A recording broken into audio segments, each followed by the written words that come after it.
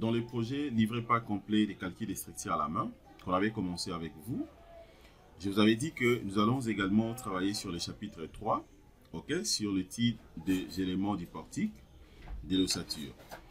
Comment l'ingénieur peut calculer un portique sur ce projet? Saviez-vous que les portiques ne se calculent pas de la même façon que les calculs des poutres longitudinales? Donc, aujourd'hui, nous allons travailler sur le chapitre 3, sur le même projet qu'on avait commencé ensemble avec vous, donc le bâtiment R+5. Ok, donc c'est un projet de calcul des structures à la main. Dans ce chapitre, nous allons voir ensemble avec vous, les amis, comment est-ce que l'ingénieur peut faire l'étude des éléments du portique de l'ossature. Alors, ce qu'il faut comprendre ici, quand je parle de l'ossature, donc il faut comprendre qu'il s'agit tout simplement de l'esquelette de la structure. Vous voyez, donc d'une manière un peu complexe, il s'agit de l'esquelette de la structure. Mais néanmoins, les portiques ici, c'est ce qui fait également que de manière à ce que l'ingénieur puisse avoir une bonne précision à ce qui concerne les éléments, ok, des réductions pour bien calculer la structure. Donc, dorénavant, il faut aussi comprendre que le titre des éléments du portique ne se fait pas au hasard. Ok, donc ça dépend d'un projet à un autre. Ne se fait pas au hasard. Donc, l'ingénieur doit bien étudier d'abord son projet.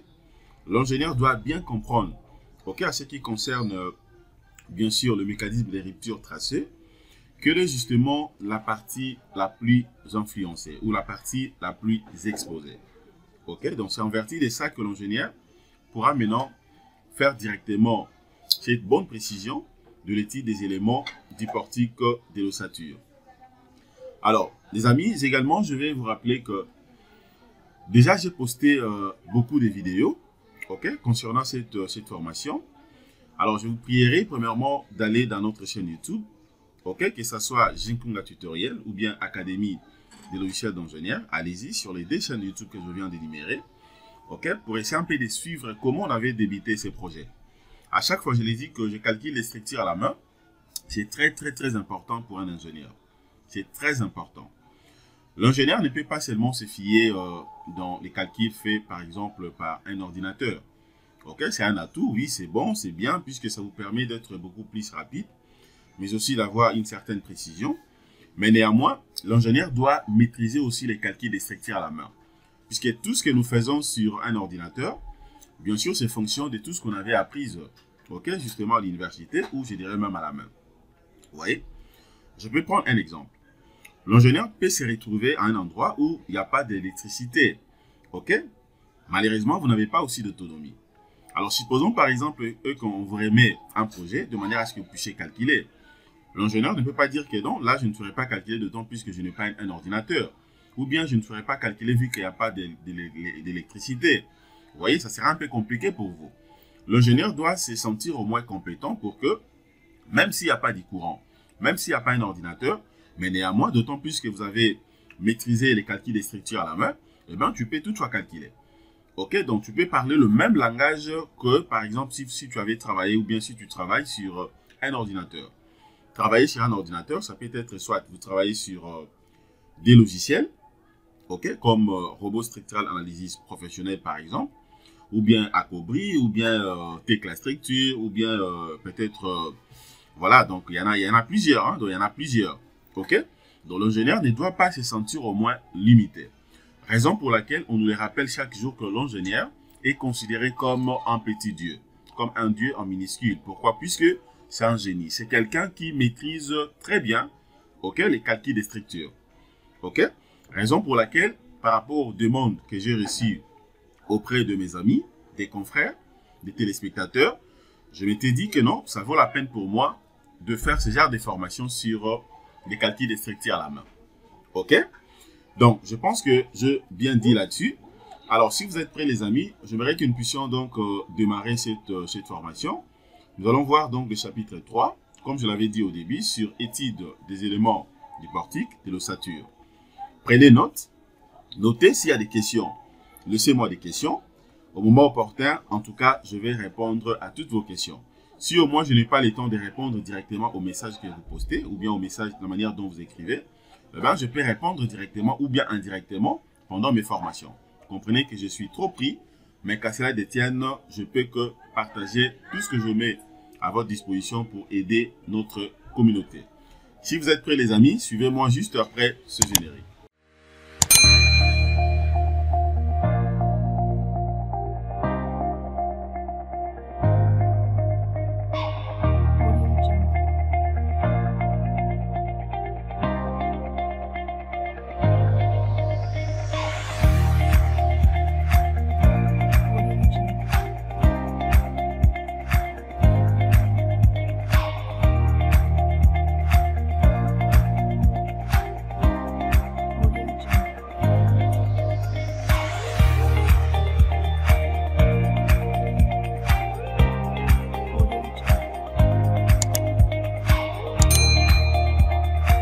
Étudions ensemble ces éléments diportiques de l'ossature. Les amis, la première des choses à faire ici, premièrement, je vais essayer un peu de revoir encore une fois de plus le mécanisme des ruptures qu'on avait tracé. Ok, puisque tout est fonction de ça. Voilà. Dans ce mécanisme des ruptures, on avait calculé déjà donc le PL1, c'est-à-dire la poutre longitudinale 1, le PL2, ok, le PL3, ça c'est le PL4 d'ailleurs, le PL3 est là, le PL4, le PL5, le PL6 et le PL7. Ça c'est PL8, donc PL7 est là. Voilà, PL6, PL7, PL8. C'est pour dire quoi? Concernant les poutres longitudinales, on avait calculé déjà pour les poutres longitudinales de la dalle terrasse, mais aussi les poutres longitudinales de la dalle d'habitation. Des dalles d'habitation plutôt. Alors maintenant, je suis au niveau de PT1, PT2, PT3, PT4, PT5, PT6, PT7, PT8 et PT9, ainsi que PT10. Ok? C'est pour dire quoi? En réalité, les portiques que moi je vais calculer, ça sera suivant donc cette direction. En faisant bien sûr une coupe transversale, ça sera suivant cette direction transversale. Ok? Maintenant, sa particularité est quoi? D'autant plus que c'est un bâtiment symétrique. C'est-à-dire vous avez une partie ici qui se ressemble avec l'autre partie. Je vais premièrement définir d'abord la surface d'influence. Ok? Quand je dis la surface d'influence, cela va m'aider également à comprendre à ce qui concerne le fait du vent, quelle est beaucoup plus la surface d'influence du vent. Ok? Et c'est ce fil-là que moi également je vais considérer comme le fil exposé qui pourra m'aider maintenant à calculer donc le portique. Je m'explique. Par exemple, si la surface d'influence se situe au niveau de la poutre PT1, c'est-à-dire la poutre transversale 1, c'est-à-dire que c'est cette poutre que moi je vais considérer comme directement comme le fil des poutres le plus exposé. Ok? Si ça se situe au niveau de PT2, je vais faire la même chose. PT3, je ferai également la même chose, ainsi de suite. Voilà. Donc c'est ça en fait les principes. Alors, je vais faire simple. On y va. Nous allons voir ça ensemble avec vous. Par exemple, à ce niveau ici, les amis, je vais descendre rapidement. Regardez d'abord ce que moi je vais faire. Je commence premièrement d'abord à tracer la surface d'influence. Ok, donc je vais définir d'abord la surface d'influence. Ok, donc le mécanisme de rupture que je vous ai montré là-bas, exactement, c'est ça également ici, c'est la même chose. Alors, déjà en termes de dimensions, la grande portée ici, donc la surface du bâtiment, ça fait 25 mètres 15 fois 12 mètres. Ok, 25 mètres 15 fois 12 mètres. Comment maintenant je fais pour ressortir directement la surface d'influence? Alors, je suis censé de vérifier tout simplement les portées de mes panneaux. Ok, c'est comme je vous avais dit, donc c'est un bâtiment symétrique. Donc déjà, il faut comprendre que la même portée que j'ai ici, ok, c'est idem que de l'autre côté. Vous voyez, puisque là, ça va faire 4 mètres, 4 mètres, 4 mètres 15, là également 4 mètres 15, 4 mètres. C'est la même chose. Donc c'est pour dire que la surface d'influence peut se situer soit à gauche, tout comme à droite, j'aurai la même chose. Alors comment je fais par exemple pour déterminer cette surface d'influence? Je regarde d'abord le panneau. Ok, le grand panneau ici. De l'autre côté, ici, j'ai un panneau de 4 mètres. Le panneau de 4 mètres. Et puis ici également, j'ai un panneau de 4 mètres 15. Le principe, c'est quoi? C'est-à-dire que si je vais déterminer, par exemple, la surface d'influence, ou la surface d'influence, tout simplement, puisque je ne pourrais pas le faire de part et d'autre, d'autant plus que c'est un bâtiment symétrique. Alors, je suis obligé de considérer d'abord le premier panneau ici. OK? Le premier panneau, sa portée, ça fait 4 mètres. Donc, j'aurai 4 mètres. Ça sera dans le L1. Je vais nommer ça L1, qui est égal à 4 mètres. Et puis, deuxième panneau ici, je vais le nommer L2, qui est égal à 4 mètres 15. OK? Maintenant, si je vais trouver la surface d'influence ici, c'est-à-dire, c'est juste question de faire le L1, je vais le diviser par 2, plus le L2 divisé par 2. OK? Donc, cela revient à dire quoi ici? Si je prends L1 divisé par 2, donc ça sera 4 divisé par 2. Donc, j'aurai 4 ici divisé par 2. Ça me donne une valeur de 2. OK? Donc, 2 mètres. Tandis que de l'autre côté, j'aurai maintenant 4.15 que je vais diviser par 2. Ça me donne une valeur de 2 points, je crois, 0,1 ou oui, 0,1, je crois. Vous voyez, donc raison pour laquelle vous voyez ici que là, donc j'ai 2 mètres, voilà, donc 2 mètres à peu près. OK, 2 mètres à peu près, de l'autre côté 2 mètres 4. Vous voyez, donc le total ici, ça me fera... attendez, je vais prendre même la calculatrice. Faire ça ensemble avec vous, comme ça, je veux que nous puissions avoir vraiment une précision là-dessus, hein, pour ne pas commettre une erreur. Voilà. Attendez, je vais prendre d'abord ma calculatrice pour vérifier au fur et à mesure. Ah, j'avais déjà une calculatrice d'ailleurs.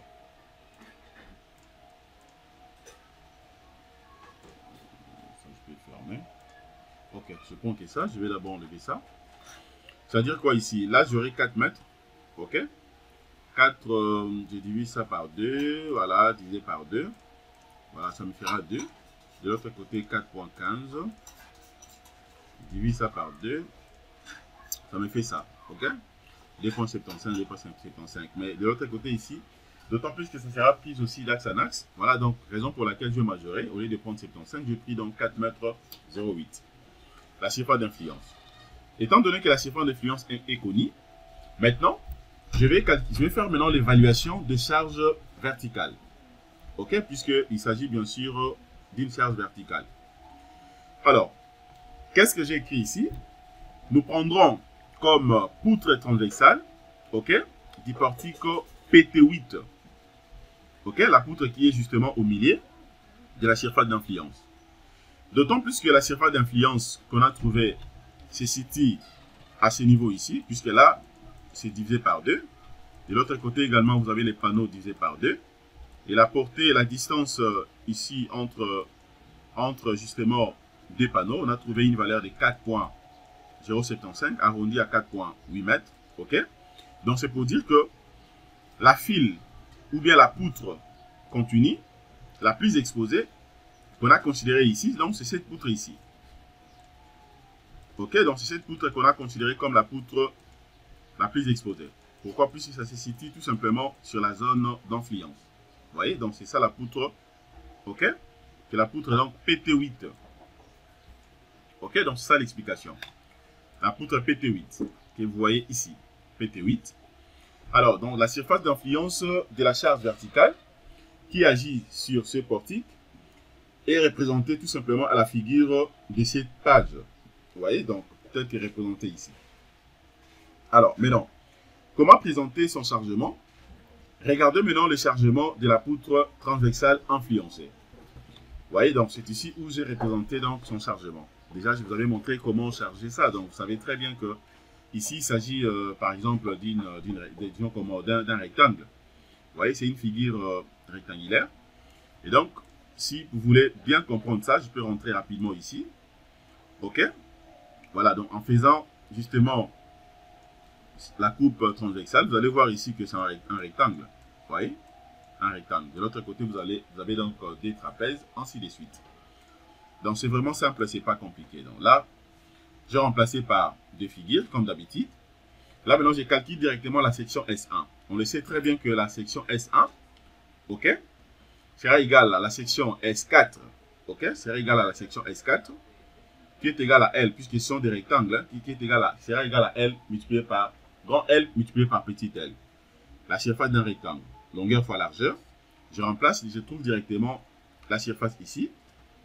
Je calcule aussi pour, ok, S2, je trouve sa valeur. Là, je calcule pour S3, comme c'est 2, 2, 2, donc DS3, ok, donc multiplié par D, je trouve directement sa valeur, ainsi que pour S4.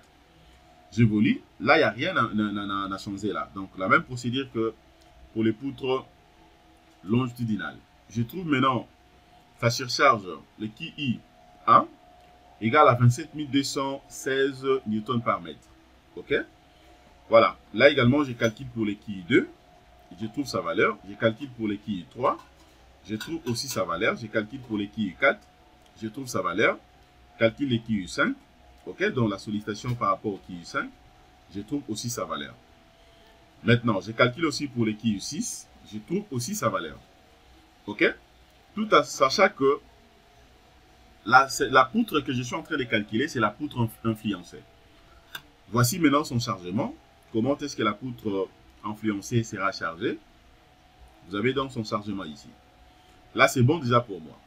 Maintenant, je vais faire aussi le chargement de la poutre transversale influencée, mais bien sûr de la dalle terrasse. Ok, comme vous le savez, donc c'est un bâtiment plan type.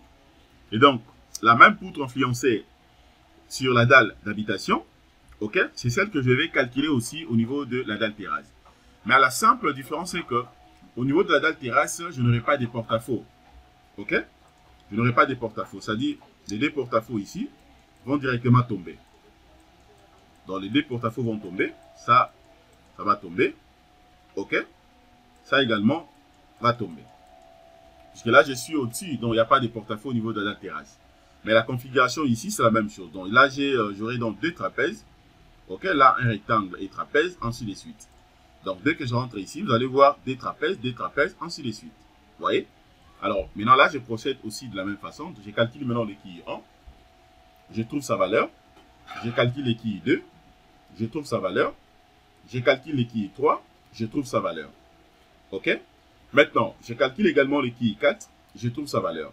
Voici donc son chargement. OK? Donc là, c'est pour dire que je viens de charger déjà la poutre influencée de la dalle d'habitation, bien sûr la poutre transversale, mais aussi j'ai calculé déjà la poutre influencée, ok, de la dalle terrasse, ok, où je déduis donc j'ai enlevé les porte-à-faux.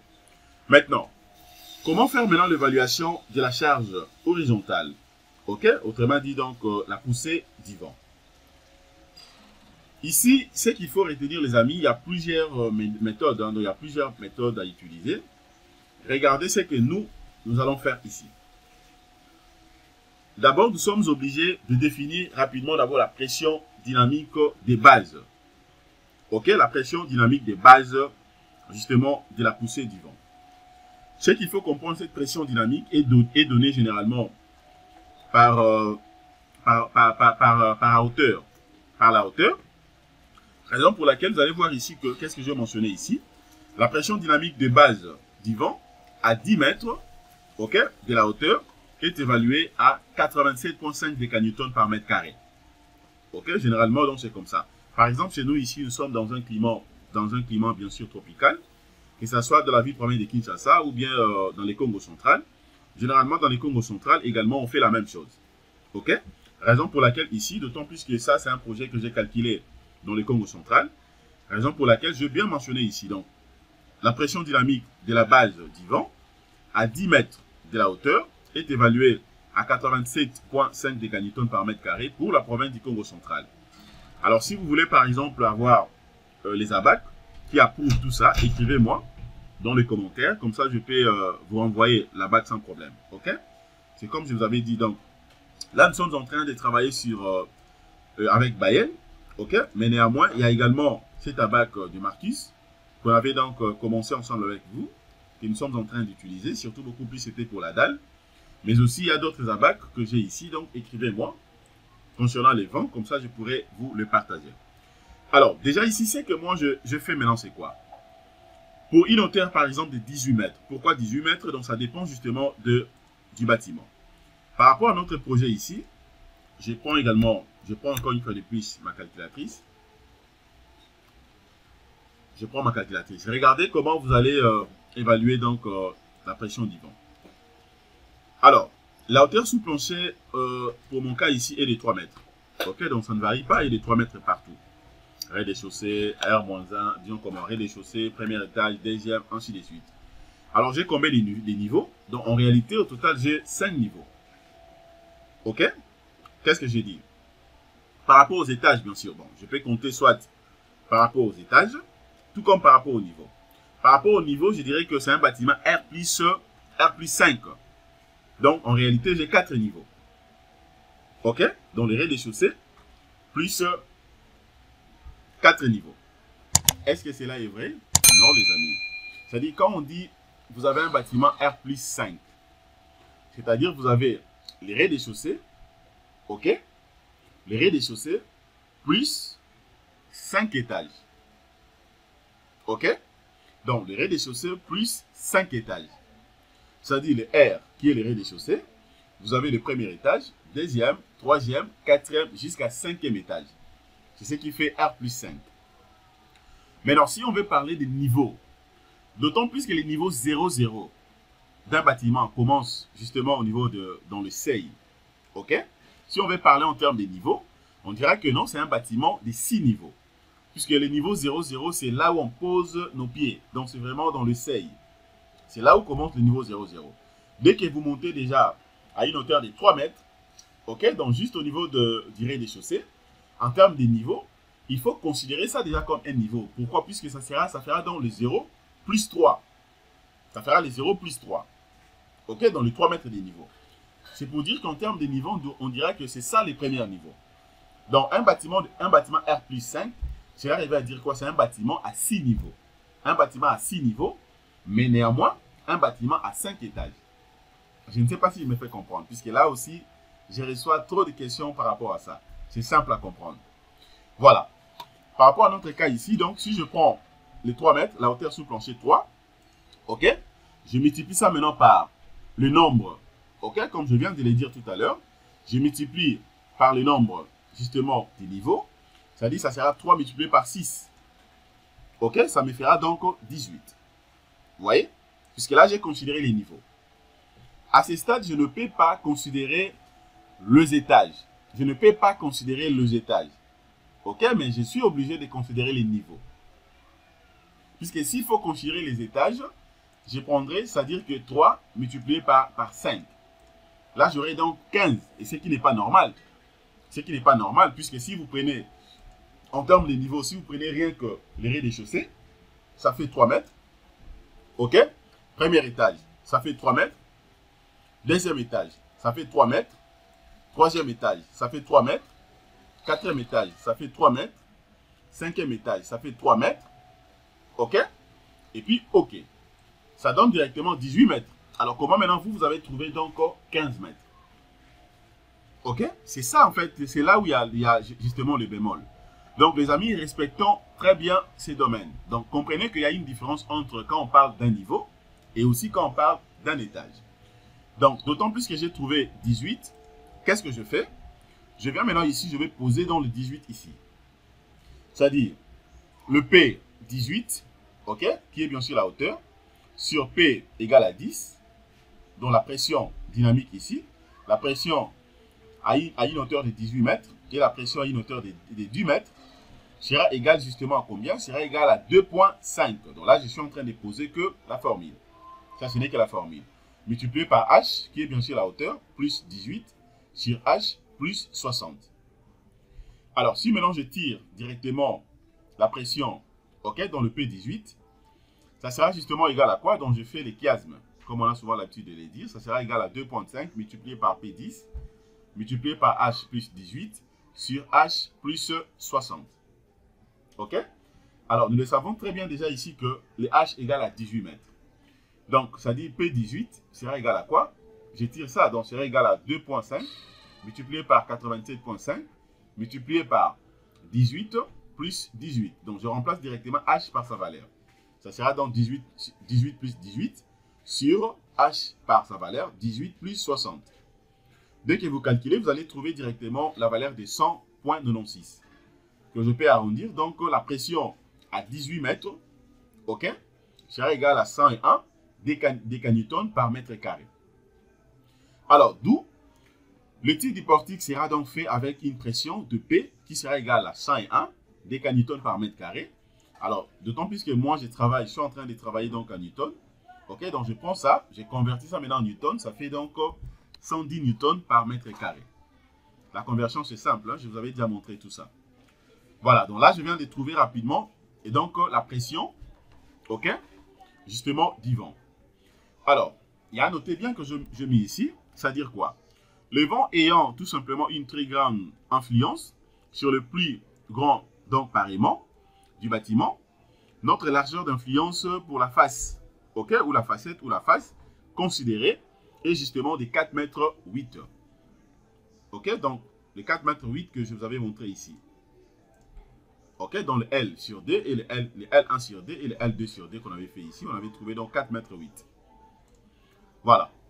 Alors, justement, comme je l'ai écrit également ici, voir justement la partie hachirée dans la page, voilà, dans notamment la page CO, d'où la poussée du vent sera justement de l'ordre de P, qui sera égal maintenant à 1100 newtons par mètre carré, que je vais multiplier maintenant par la surface d'influence. La surface d'influence qu'on avait trouvée, c'était de 4,8 mètres. Et donc, ça me fera directement la valeur que vous voyez ici, que je peux également vérifier ensemble avec vous. C'est-à-dire, j'aurai maintenant 1100. J'aurai donc 1100, que je vais multiplier par 4 mètres. Ok, 0,8. Voilà, ça me donne 4 mètres 120, que je prends, donc 120,8, donc ça fait 4 mètres 121. Ok, newton par mètre. Ok. Alors, si maintenant je vais prendre ça en tonnes par mètre, donc soit ça sera donc la pression en P' sera égale à 0,4 tonnes par mètre. Vous voyez? Donc là, c'est bon déjà pour moi. Après ça, maintenant, voici donc les amis, les chargements de la structure. Ok? Voici donc les chargements de la structure. Qu'est-ce que je fais ici? De l'autre côté, je vous avais déjà dit que là, je n'ai pas de porte-à-faux. Ok? Je garde la surcharge, d'autant plus que c'est une dalle terrasse accessible, mais néanmoins, je n'ai pas de porte-à-faux que j'ai enlevé. Mais tandis que de l'autre côté ici, les portiques que nous avons étudiés, nous allons donc étudier ici. Nous avons pris la poutre influencée, qui est justement le PT8, ok, qu'on a donc chargé. Et bien, j'ai pris ça pour uniformiser maintenant dans chaque niveau ici. J'ai uniformisé dans chaque niveau. Ok, vous avez donc les rez-de-chaussée, premier étage, deuxième, troisième, quatrième, cinquième. Exactement, c'est ce que j'étais en train de vous expliquer. Ok, là vous voyez que c'est clair, non? Puisque là je parlais des étages. Mais si je veux parler des niveaux, donc j'aurai donc 6 niveaux. Premier niveau, deuxième niveau, troisième niveau, quatrième niveau, cinquième niveau et sixième niveau. Vous voyez? Donc, vous avez dans la hauteur et tout ce qui va avec. Alors, maintenant les amis, à ce stade, ce qu'il faut faire, c'est quoi? C'est comme je vous avais dit, pour essayer un peu d'aller beaucoup plus rapide. Là, vous avez déjà les portiques. Ces portiques, on peut les calculer à la main. On peut les calculer à la main, c'est pas compliqué. Mais sauf que ça va nous prendre beaucoup de temps. Ça va nous prendre vraiment beaucoup de temps, puisqu'il y a plusieurs poutres ici. Il faut commencer à étudier poutre par poutre, ça va nous prendre beaucoup de temps. Alors, pour faire simple, c'est là où j'ai dit que un ingénieur, c'est un génie. Pour faire simple, vous pouvez prendre donc ces portiques, vous les calculez, vous les modélisez d'abord sur robot structural analysis professionnel, vous les calculez et vous obtenez directement les éléments de réduction. OK? Et puis vous allez évoluer sans problème. OK? Regardez ce que je fais. Je prie ces portiques. Maintenant, là, nous passons directement au calcul des efforts.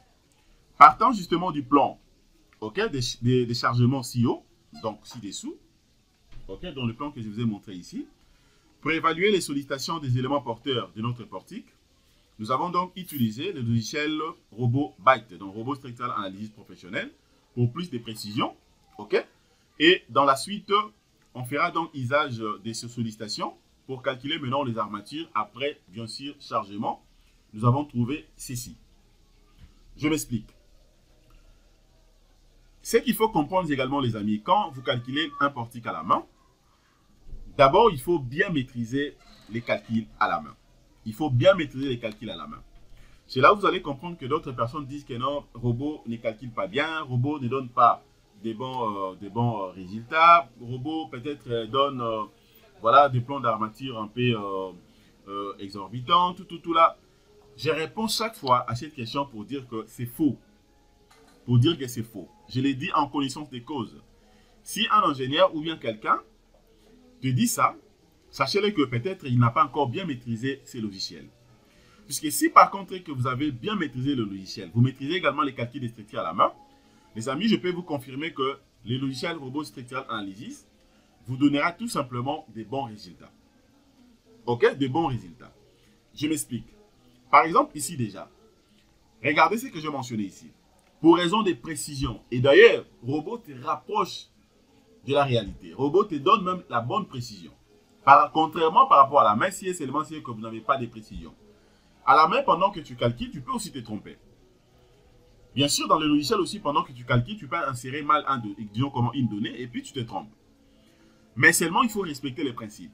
Si je vais modéliser, par exemple, ces portiques dans Robot Structural Analysis, et que je ne tiens pas compte d'autres paramètres, par exemple les poids propres, ok, de la structure ou bien de ces portiques, alors sachez-le déjà que non, le résultat que j'aurai ne sera pas bon. Mais si déjà en amont, j'ai tout respecté, je n'aurai pas de soucis.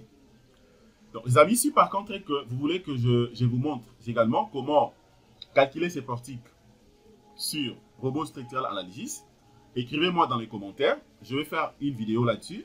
Comme ça, vous allez le maîtriser. Et si vous voulez également qu'on essaie un peu de calculer ça à la main, écrivez-moi. On pourra faire ça, bien sûr. Ça va nous prendre beaucoup de temps. Ou bien la vidéo sera très très longue. On le fera justement pour que vous puissiez bénéficier également de cette connaissance. Donc, je peux évoluer. Je réponds d'abord à la lecture ici. Partant du plan de chargement ci-dessous, pour évaluer donc les sollicitations des éléments porteurs de notre portique, nous avons donc utilisé le logiciel RoboByte pour plus de précision. Et dans la suite, on fera usage de ces sollicitations pour calculer les armatures. Après chargement, nous avons trouvé ceci. Regardez ce qu'on a trouvé donc après avoir chargé justement donc ces portiques. Là, vous avez donc la déformée ou la déformation de la structure. OK? Compte tenu de la sollicitation, regardez comment est-ce que la structure va se déformer. OK? Donc, sa déformation va justement du gauche vers la droite. Vous voyez? De l'autre côté ici, vous avez donc le diagramme de moment fléchissant. Vous avez même une idée de sa déformée ici également par rapport bien sûr au diagramme de moment fléchissant. OK? Voilà. Là, ça vous donne directement la valeur max et la valeur min. Vous voyez? Max et min. Mais ça, c'est max, mais en valeur absolue, donc puisqu'il y a un signe négatif ici. Si vous appuyez, et là, vous avez donc en travers. OK? Donc, Robot donne exactement la précision aussi. Diagramme des efforts normaux, donc regardez à quoi ça ressemble. Là, vous avez la valeur min. Et de l'autre côté, vous avez la valeur max. OK? Donc, ça nous donne tout. Là, vous avez le diagramme des efforts tranchants. OK? Le min est là. Et puis le max de l'autre côté. Donc, alors, après maintenant, après avoir vu donc tous les diagrammes, regardez maintenant la présentation des sollicitations trouvées. Alors, les efforts normaux recueillis dans le bar se présentent comme suit. OK, donc nous référons ou tout simplement nous référons bien sûr à la nomenclature de nœuds. OK, nomenclature de nœuds, hein, donc ce que vous voyez ici, nœud et barre. OK, donc nous avons après chargement ce qui suit. Concernant l'effort normal, voici donc tout ce que le logiciel m'a donné. OK, que je n'ai pas pu mettre ici pour essayer un peu les paramètres à ce que ça soit clair. Ici, je n'ai pris que deux valeurs, max et min, puisque c'est ce que j'ai besoin.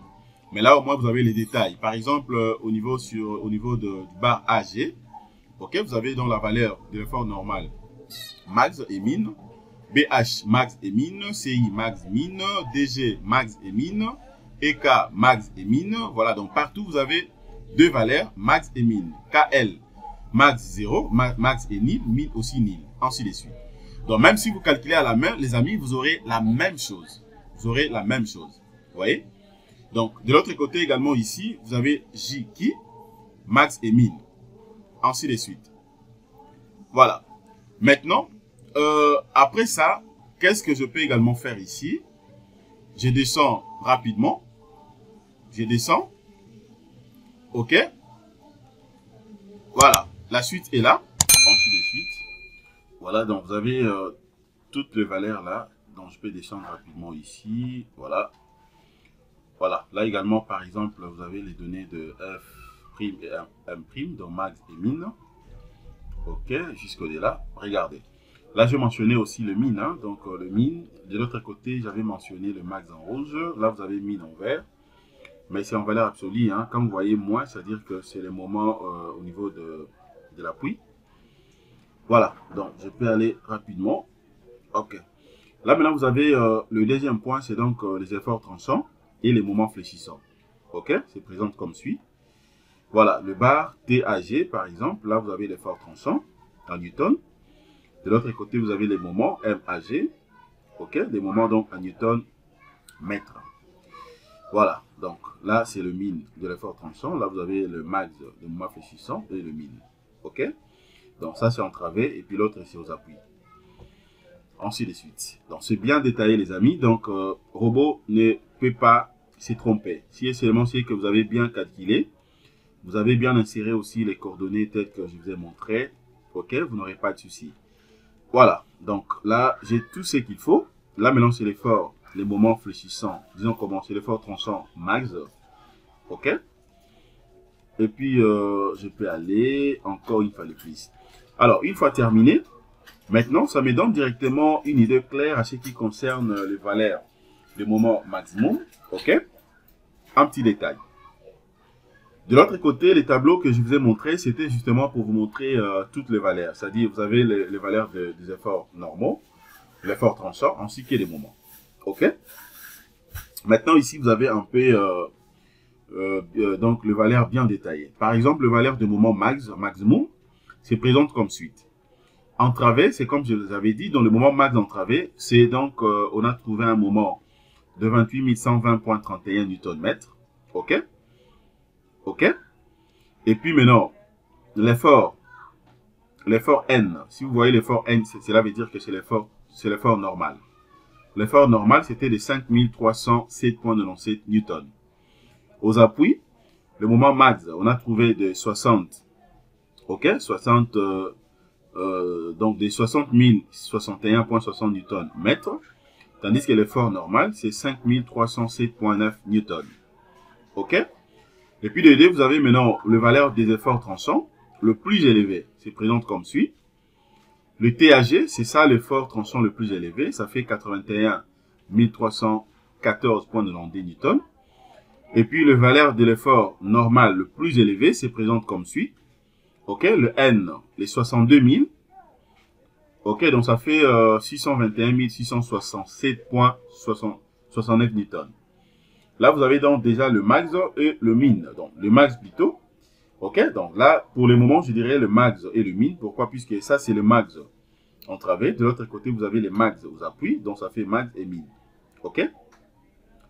Voilà. Maintenant, étant donné que je sais très bien les valeurs maximum, je vais faire maintenant la détermination de section d'armature. Bien sûr, de la poutre transversale, du portique. OK? Déjà, on avait calculé la section d'armature. On avait calculé pour les poutres longitudinales. Nous avons fait pour les poutres longitudinales d'habitation, ainsi que pour les poutres longitudinales d'altéresse. Là, maintenant, nous allons déterminer ensemble avec vous les sections d'armature de la poutre transversale, bien sûr du portique. Alors, partant justement du schéma statique de notre portique, OK, dans le schéma statique que je vous avais montré, là où j'avais dit que c'est comme ça que vous serez à mesure de modéliser avec Robot Structural Analysis. OK, nous analyserons donc successivement les poutres de fil ci-dessous. Voici le fil que nous allons analyser. Voilà, donc c'est ça la complexité de ces projets. Alors, ce que je fais, c'est quoi? Nous allons donc calculer qu'une seule poutre, OK, qui nous donne le valeur maximum des moments, eux, les résultats seront donc uniformisés pour toutes les poutres transversales. Donc, c'est ça la méthode, en fait. C'est ça les principes. Ça dit, comme vous le savez, un ingénieur dimensionne ou calcule toujours dans les cas les plus défavorables. Et donc, ça veut dire que je suis obligé, premièrement, de calculer d'abord, de trouver donc quelle est la poutre transversale la plus sollicitée, ok, par rapport aux différentes valeurs de sollicitation. Et puis, je vais calculer maintenant, je vais calculer ou dimensionner cette poutre, calculer donc la section d'armature de cette poutre. Et la section que je vais trouver, c'est celle que je vais uniformiser partout. Ok, raison pour laquelle ici, vous allez voir que j'ai fait mention pour dire que nous allons calculer qu'une seule poutre qui nous donne justement le valeur maximum des moments et les résultats seront uniformisés pour toutes les poutres transversales. Alors, ces poutres, justement, ces poutres toutes travaillent en flexion composée. Ok, justement, donc les poutres travaillent en flexion composée puisqu'elles sont soumises à la fois à un moment fléchissant et puis 2, un effort tranchant et puis 3, un effort normal. Ok? Donc, vu que ce sont des poutres soumises au même moment, ok? Au même moment, avec la pression des moments fléchissants, vous avez un effort tranchant, ainsi que un moment normal. Et donc, c'est là conclu pour dire que les poutres seront donc dimensionnées en flexion composée. Ok? Puisqu'il n'y a pas que le moment, il n'y a pas que le moment. Donc, nous avons les moments, l'effort tranchant, ainsi que l'effort normal. Alors, regardez maintenant les critériums. Nous allons commencer d'abord par les critères de matériaux. Caractéristiques des matériaux utilisés. Nous avons donc le béton. Ok, le béton, donc 350 kg par mètre cube. Ok, donc j'ai dosé le béton, sera dosé dans ça sera des 350 kg par mètre cube. Le FC28 du béton. Ok, donc je prends le 20 mégapascal. Le FE, c'est-à-dire caractéristique justement de l'acier. Nous allons travailler avec un acier de 40 mégapascal. Les ES, ça sera de 200 000 mégapascal. Tout ça donc au début, je vous avais montré ça. Alors le FBI, ok, la formule est là. Donc c'est la même formule qu'on avait utilisée au début. Donc ça sera le 0.85 multiplié par FC28, ok, sur gamma B. Alors dès que je remplace directement, je remplace le 0.85, ça sera donc multiplié par le 20. Ok, le 20 ce n'est que par rapport au béton sur le gamma B qui est égal à 1.5. On avait calculé ça déjà au début avec vous. Donc le total ça fait 11.33 mégapascal.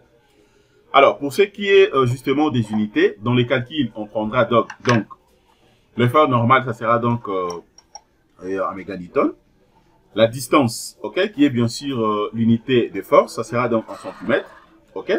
Ça dépend, hein, donc vous n'êtes pas obligé d'utiliser, disons comme les mêmes unités, hein, donc ça dépend. L'unité de force ici, moi j'ai pris les centimètres. Les moments, ça sera donc en méganewton mètre, ok. Diamètre de barre, ça sera en millimètres. La contrainte, ça sera donc en mégapascal. Et la section d'armature, comme il s'agit bien sûr de la section, donc nous avons des dimensions là-dessus, ça sera en centimètres carrés. Voici maintenant la géométrie de la poutre. Ok, donc nous avons en travers une section transversale, bien sûr en T, avec les caractéristiques suivantes. N'oubliez pas que là, nous sommes en train de calculer la section d'armature pour les poutres transversales. Donc, ça veut dire quoi ici? La base sera égale à combien? Donc, la base sera égale à 20 cm. La hauteur, ok, les H0, ce n'est que l'épaisseur de la dalle. La table de compression est de 15 cm. Les HT, c'est-à-dire la hauteur totale, telle qu'on avait prédimensionnée, est de 40 cm. Alors, pour trouver 2, 2 sera tout simplement égal à 0.9 multiplié par H. Ok? C'est-à-dire que le 0.9 sera multiplié par les H ici. Pas les H ici, mais ce sera les H ici. Les HT, les H total, ça fait 36 cm. Alors, une fois remplacé ici, maintenant, comment vous serez à mesure de calculer donc la largeur de la table de compression B? Le B que vous voyez ici. Au début, je vous avais montré, les amis, pour dire que la table de compression est très important. Puisque le calcul des structures n'est pas comme, je peux dire comment, n'est pas tout simplement comme on travaille sur des logiciels. Ok? Dans les calculs des structures, c'est vous qui calculez. Donc, l'idéal serait que vous puissiez d'abord maîtriser les fonctionnements. Mais dans le logiciel, vous pouvez ou ne pas avoir une certaine maîtrise, mais dès que vous insérez les données, le logiciel va directement calculer. Ok? Donc, pour calculer la table des compressions ici, le B que vous voyez ici, qu'est-ce qu'il faut faire? La largeur B prend donc la plus petite valeur parmi justement les valeurs données par les trois expressions suivantes. Je peux calculer la table des compressions B par cette formule, c'est-à-dire B égale à 12 multiplié par H0 plus B0. Alors, si je remplace directement, ici, donc, les 12 sera multiplié par H0. H0 n'est rien d'autre que l'épaisseur de la dalle, qui est de 15 cm, plus le 20, c'est-à-dire le B0, qui est la base de la poutre. Ça me donne une valeur de 200 cm. OK? Ça, c'est la première formule. La deuxième formule, le B, la table des compressions, peut être égale à 1 tiers de L. OK? À 1 tiers de L. Les L ici, ce n'est que la portée. Ce n'est que la portée. Alors, par rapport justement à cette poutre transversale, ça fait de la portée de 3,85 m. Donc, ça dit, je vais remplacer directement. Le 1 sur 3 sera donc multiplié par 3,50 m, donc 385 cm sur 3. Ça me donne directement une valeur que vous voyez ici. Je peux également revérifier ça ici. 385, que je vais diviser maintenant par 3. Voilà, je trouve 128,33, donc 128. Et puis enfin, B doit être égal à L. OK? Le L ici, regardez, ça vous avez dans le petit L, de l'autre côté vous avez dans le grand L. Donc ça me donne directement le L ici, qu'on avait considéré est égal à 40 cm. À 40 cm, donc 4000, disons comment, 4 mètres, donc 400 cm. Vous voyez? Alors, si je vérifie maintenant entre les trois calculs que je viens de faire ici, le principe nous dit que je suis obligé d'obtenir la plus petite valeur. Et donc, la plus petite valeur entre les trois, c'est 128. Donc, c'est pour raison pour laquelle on adopte donc la table de compression B égale à 128 cm. OK? Voilà. Après ça, maintenant, je vais calculer donc les armatures.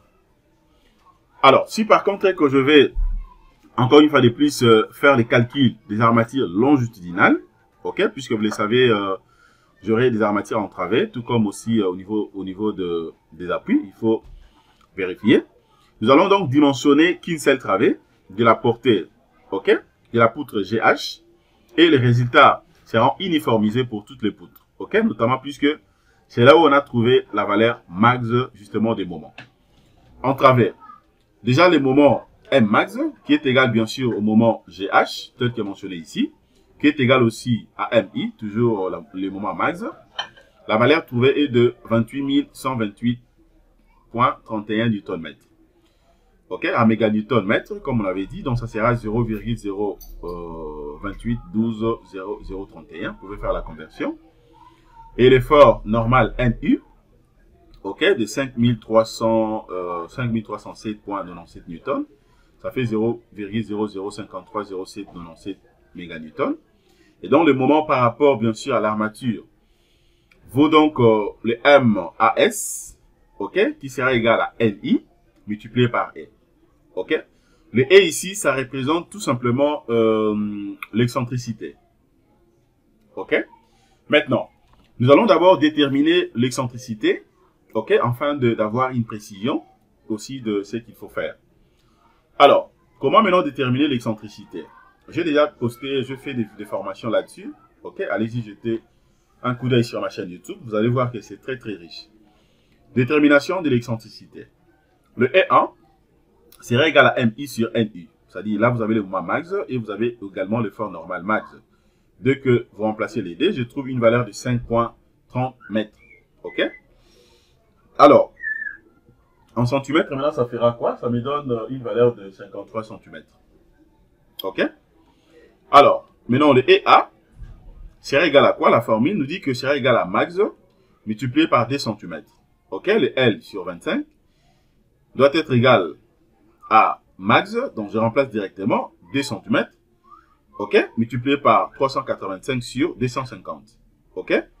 Et dès que je calcule, je trouve une valeur de 1,54 cm.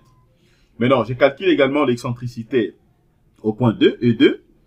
La formule nous dit que ça sera égal à 3 LF carré sur 10 000 multiplié par H.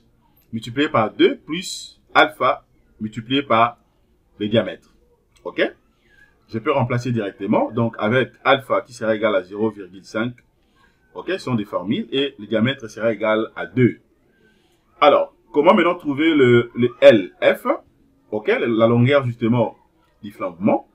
Ça sera trouvé par quoi ici? Donc, je peux directement remplacer. La formule est que s'il faut prendre dans le 0.7, ok, le 0.7 est fonction de l'encastrement, hein, la manière dont donc l'édifice va travailler. Multiplié par L0, ok, dès que je remplace ici, eh bien, je trouve directement la valeur de 2.7 mètres. D'où le E2 sera égal, je remplace, je trouve la valeur de 0.016 mètres. Ok?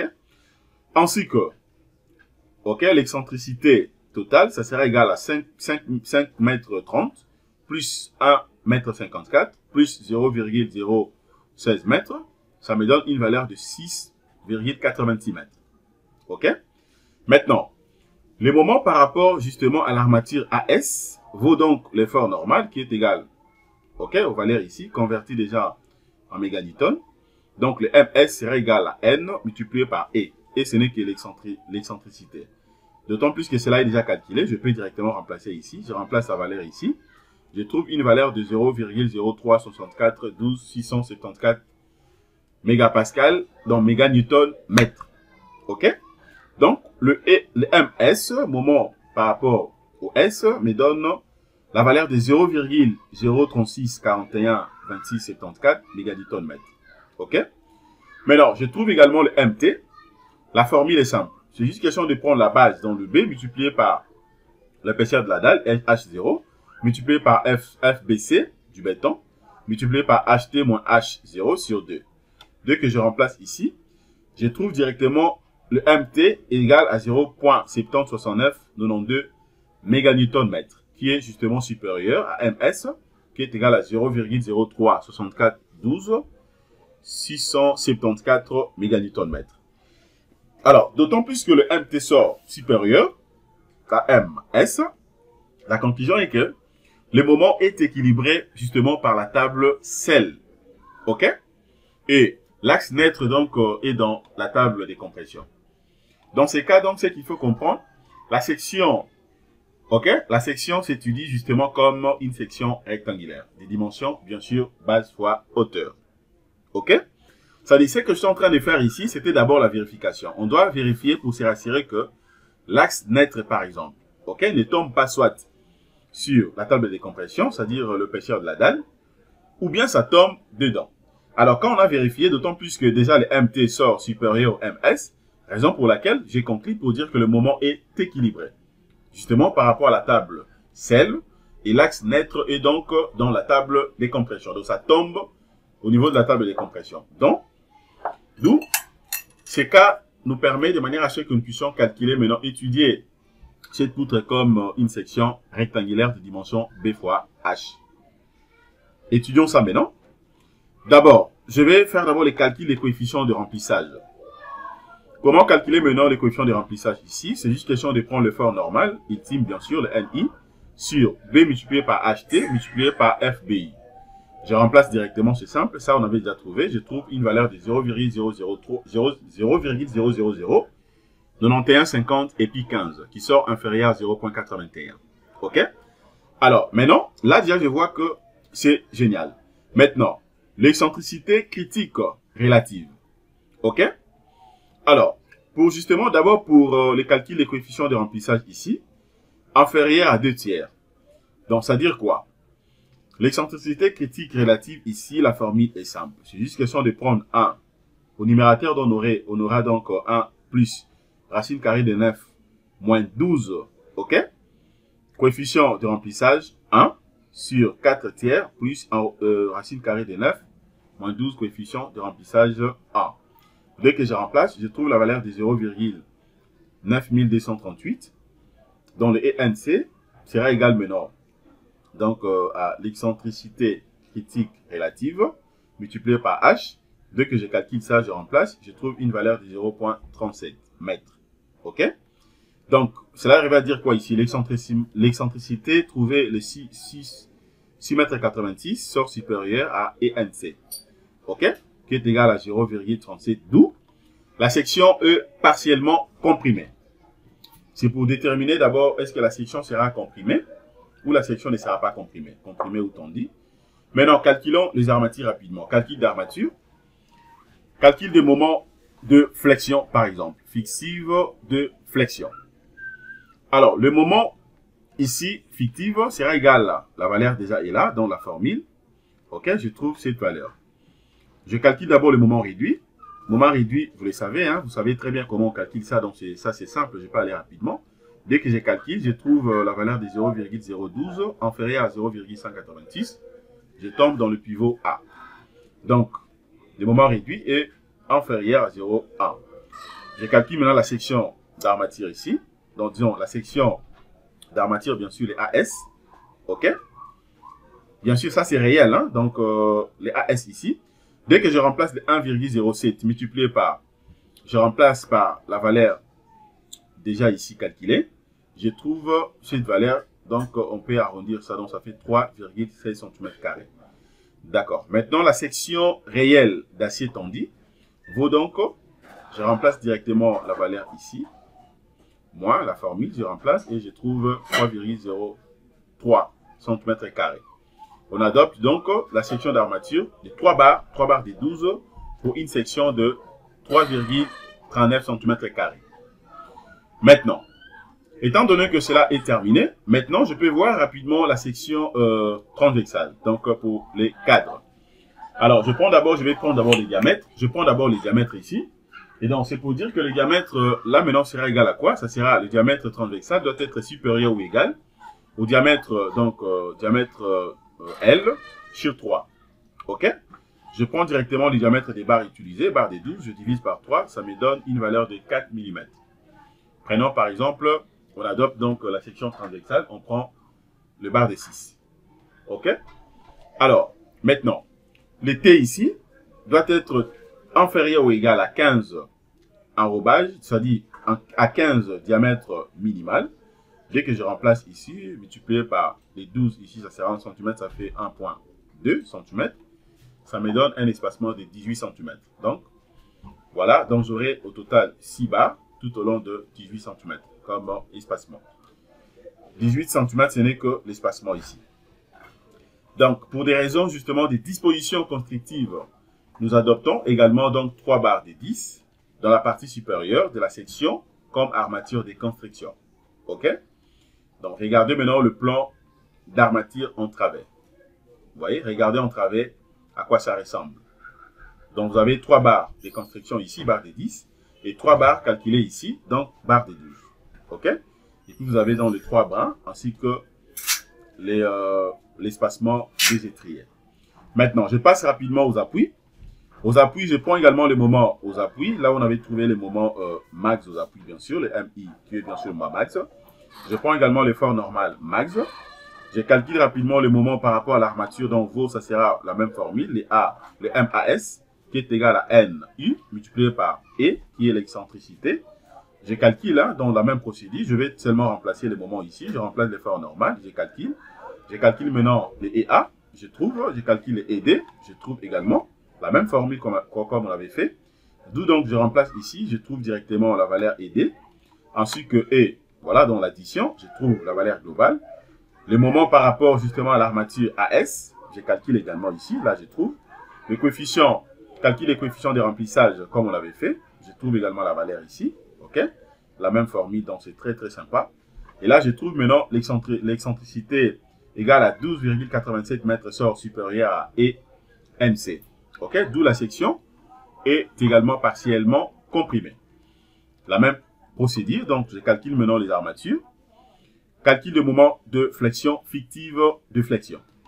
Donc, je calcule là, je remplace la même procédure et c'est bon. Maintenant, je calcule également le moment réduit. Comme vous le savez, je trouve, là, je tombe dans le pivot B, puisque le moment réduit ici égal à 0,24 sort supérieur à 0,186, pivot D.